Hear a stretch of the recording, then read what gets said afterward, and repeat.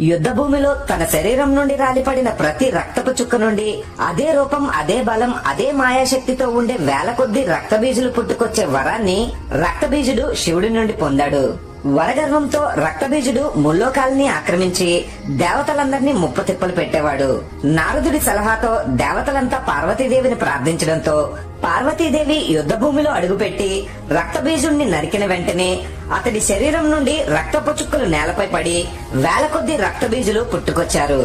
దాంతో పార్వతీదేవి కాళికాదేవి అవతారం ఎత్తి రక్తబీజులందరి రక్తాన్ని తాగుతూ రక్తబీజుణ్ణి సంహరించింది.